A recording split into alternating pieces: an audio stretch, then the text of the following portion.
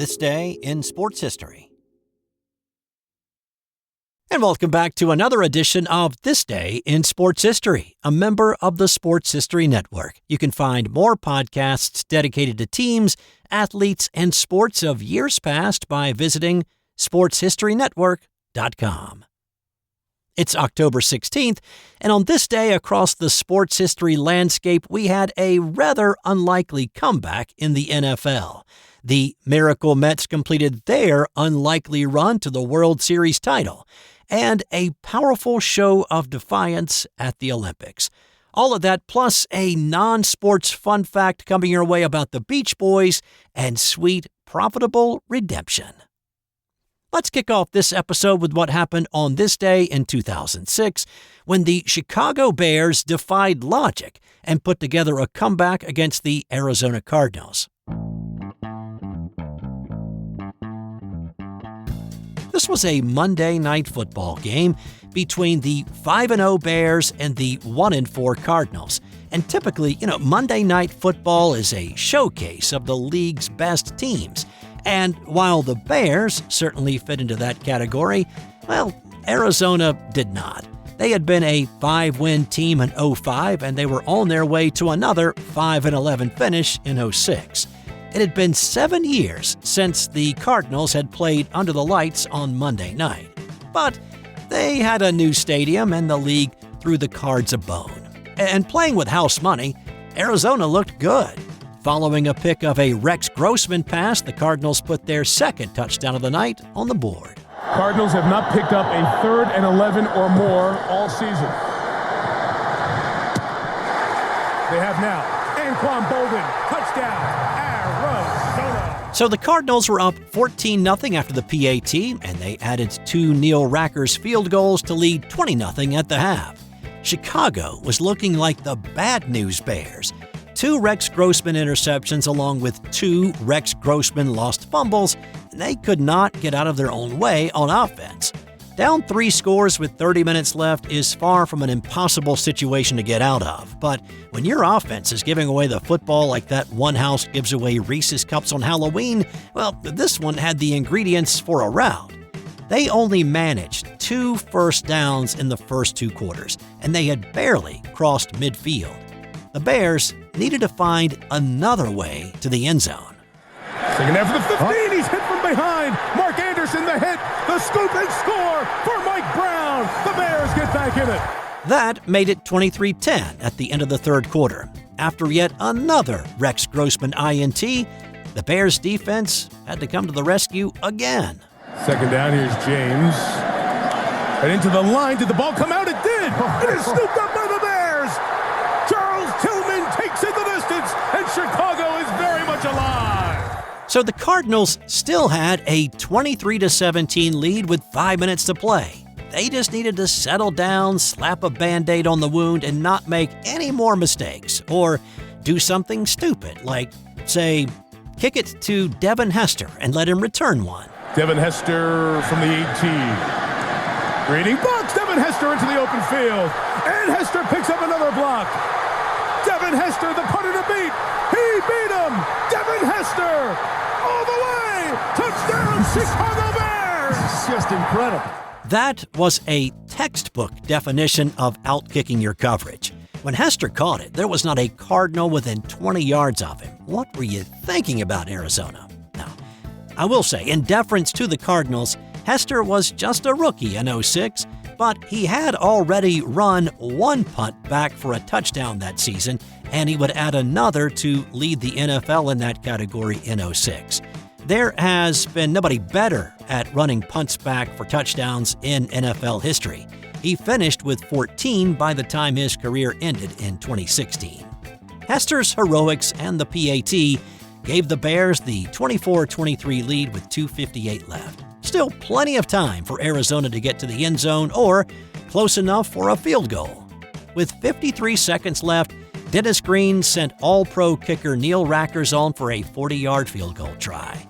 But for the second time that night, Rackers' aim was not true, and the Bears, despite 6 turnovers and not a single offensive touchdown, managed to erase a 20-point deficit with 2 defensive touchdowns, a special teams touchdown, and they won the game, leading to Dennis Green's very memorable meltdown afterward. We just the Bears are what we thought they were. What we thought they were. We played them in preseason. Who the hell takes a third game in the preseason like it's bull? We played them in the third game. Everybody played 3 quarters. The Bears are who we thought they were. And that's why we took the damn field. Now, if you want to crown them, then crown their ass. But they are who we thought they were. And we let them off the hook. Moving on to what happened on this day in 1969, when the Miracle Mets won the World Series. Now, the New York Mets had only been a team for 7 years at this point, and they had never finished better than 9th in the 10-team National League. For the early part of their history, they were an amalgamation of cast-offs from other teams, a few who'd been something at some point, but now were on the tail end of their careers, or guys who would never make a lot of noise in the majors to begin with. They found interesting ways to lose a game and became lovable losers in stark contrast to the crosstown Yankees. But with the addition of Tom Seaver in '67, their fortunes began to change. Seaver was the Rookie of the Year in '67, and then in '69 won 25 games against 7 losses. '69 was the first year of divisional play in Major League Baseball, and despite playing much better, they still trailed the Chicago Cubs by 10 games in the NL East on August 14th. But the Mets went 38-11 to close out the regular season. They caught the flailing Cubs and then won the division by 8 games over Chicago. The 18-game turnaround from being 10 back to 8 in front is one of the greatest flips in baseball. But with the new divisions, they still had a National League Championship Series to play. They dispatched of the Atlanta Braves in a 3-game sweep to make it to the World Series for their first time in franchise history, and they faced off with the Baltimore Orioles, a team that had 0 trouble on their way to winning 109 games and a 3-game sweep of Minnesota in the AL Championship Series. The Orioles set the tone early. On Seaver's second pitch in Game 1, Don Buford sent it into the cheap seats at Baltimore's Memorial Stadium, and they went on to win the game 4-1. But the O's would not win another one in the series. On this night, the Mets led the series 3-1. Baltimore took a 3-0 lead in the 3rd inning, and it stayed that way until the bottom of the 6th. The Mets' Cleon Jones was at the plate, and he claimed to have been hit on the top of the foot by a Dave McNally pitch. The umpire didn't buy it. But when New York manager Gil Hodges came out to have a discussion, he showed the home plate ump a black shoe polish smudge on the ball, and the call was reversed, and Jones went to first base. Don Clendenin homered to make it a 3-2 game. In the 7th, the light-hitting Al Weiss, a guy who'd hit only 6 home runs in his career in his 8 seasons in the majors, hit a solo shot to tie it up at 3. And then in the 8th, back-to-back doubles gave the Mets their first lead of the game, and then a Boog Powell error allowed another run to score. Baltimore could not manufacture any runs in the 9th inning, and the Miracle Mets, a team that had spent its history as a cellar dweller, won the game 5-3, and they were world champs. To many in 1969, it was actually harder to believe that the Mets won the World Series than it was to believe that Neil Armstrong and Buzz Aldrin had walked on the moon back in July. Hey, real quick, you've heard me talk a lot about the Sterling Soap Company over the past few months, and if you haven't tried out their soaps, I get it. It's not easy changing up your routine. But let me just say, if you give them a try, I'm nearly 100% certain you will have 0 regrets. They carry not only bar soap, but shave soap, liquid body soap, body lotions, beard balm, lip balm, and a lot more. Plus, there are myriad scents to choose from. Their products are made with natural ingredients and scented oils, and they are committed to being environmentally conscious. And I always get a handwritten note on my packing slip, so I know it's been checked before shipping, and it's a nice little human touch in a world that seems to be going away from that. Give Sterling Soap a try today at sterlingsoap.com. On this day in 1968, it was an iconic display of defiance. The Mexico City Olympics in '68 became much more than a battle for gold, silver, and bronze. It became the flashpoint for protest to shine a harsh light on the treatment of black people in the U.S. American Tommie Smith set a world record of 19.83 seconds in the 200-meter sprint in the morning of the 16th. His teammate John Carlos finished third, 0.4 of a second behind Australian Peter Norman. But nobody remembers the record or the times. What everybody remembers is what happened when Smith and Carlos stepped on the podium. Neither was wearing shoes, but did have on black socks, symbolizing black poverty in America. Smith wore a black scarf around his neck as a show of black pride. Carlos's unzipped tracksuit showed a bead necklace that was meant to honor black men who had been lynched, hung, and tarred, and who nobody shed a tear for. He also said a prayer. All three of the men on the podium on that day wore the badge of the Olympic Project for Human Rights. Norman, a white Australian, had been an active critic of Australia's White Australia policy, and the founder of the Olympic Project, Harry Edwards, had encouraged black athletes to boycott the Olympic Games entirely. When the national anthem began to play and the American flag was raised, both Smith and Carlos bowed their heads and raised a black-gloved fist in the air. It was seen as a gesture of black power. But 3 decades later, Smith clarified the gesture was meant to be a human rights salute. Both men had intended to wear a pair of black gloves on their hands, but Carlos left his in his room at the Olympic Village. It was the Australian Norman who suggested Smith give the left-handed glove to Carlos. As soon as the anthem ended, the crowd at the Olympic Stadium booed the men. After that, we get yet another appearance by now IOC President Avery Brundage, who deemed the protest to be too political and ordered that Smith and Carlos be suspended from the team and ejected from the Olympic Village. The U.S. Olympic Committee told him to stuff it. Then Brundage, who was a racist bully, threatened to ban the entire American track team. At that point, Smith and Carlos were expelled from the games and sent home, but they got to keep their medals. As many pointed out afterward, Brundage, serving as U.S. Olympic chief during the 1936 Games in Berlin, had not shown any outrage or made any objections of the Nazi salute being too political during those games. The two athletes did not fare well when they returned home. They were criticized from all corners of the media, they faced verbal abuse and received death threats for their protest. Both continued to compete in track and in different sports, though. Smith had been drafted to play in the NFL by the LA Rams, but instead signed with the Cincinnati Bengals of the AFL as a wide receiver. He only played in a couple of games in '69, catching one pass for 41 yards. Carlos was a late-round selection by the Philadelphia Eagles in the 1970 NFL Draft, but an injury prevented him from playing any games with them, but he did wind up in the Canadian Football League, playing 1 year with the Montreal Alouettes. It was really not until about 30 years later that a thaw began to happen, and Smith and Carlos stopped being vilified for their protest and began to be seen as inspirational athletes.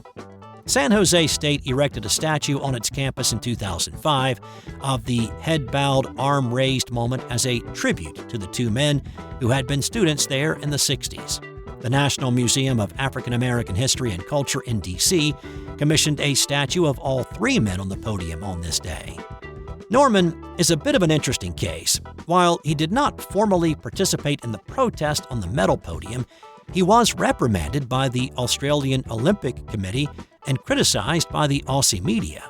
Despite having the qualifying times to compete in 1972, he was not taken to Munich. His ostracization for supporting Smith and Carlos lasted into the 21st century. When Melbourne hosted the 2000 Olympics, he was not included in any of the celebrations or announcements. It was not until 2012 that Norman's gesture was supported in Australia's House of Representatives as an act of heroism and humility to advance racial equality. It came 6 years after his death. Both Tommie Smith and John Carlos were pallbearers at his funeral.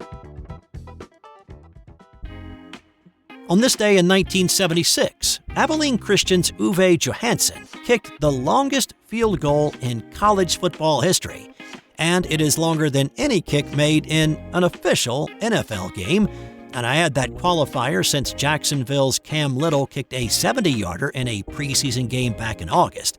But on a crisp, windy fall afternoon in Abilene, Johansson lined up from his own 41-yard line on the final play of the first half.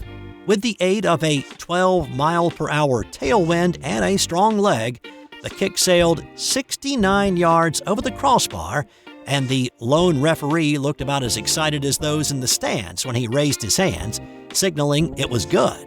Now, that would be interesting in itself, but earlier that same day, 270 miles away in College Station, kicker Tony Franklin, who I've talked about on this podcast as being the last of the barefoot kickers in the NFL, kicked a 64-yarder and a 65-yard field goal. For the briefest of moments, minutes, or maybe an hour or two, Franklin actually held the distinction of the longest field goal in college history. Uwe Johansson's 69-yarder is still the collegiate record, and those who saw it sail between the goalposts that day said it would have been good from 75 yards. And in 1964, the Boston Patriots and the Oakland Raiders played to a 43-43 tie at Fenway Park. The Patriots rallied for 22 points in the fourth quarter to take a 3-point lead. The Raiders' Mike Mercer kicked a 38-yard field goal to tie it back up at 43. At this point, neither the AFL or the NFL played overtime for a regular season game. It would not be until 1974 that a sudden death playoff would be incorporated for regular season games, and so this 43-43 tie between the Patriots and the Raiders in 1964 is still the highest scoring tie game in the history of the league. And time now for today's That's Got Nothing to Do with Sports fun fact. In 1960, future Beach Boy Brian Wilson's final project for a high school music class was supposed to be a sonata. Instead, he wrote the melody for what would later become the song Surfin'. He received an F for the project. In 1961, with lyrics added, Surfin' would go on to be the breakout song for the Beach Boys, peaking at number 75 on the Billboard Hot 100 and propel the band to stardom. In 2018, the high school changed his grade to an A. That's all I've got for you today. I'll have more for you tomorrow on This Day in Sports History.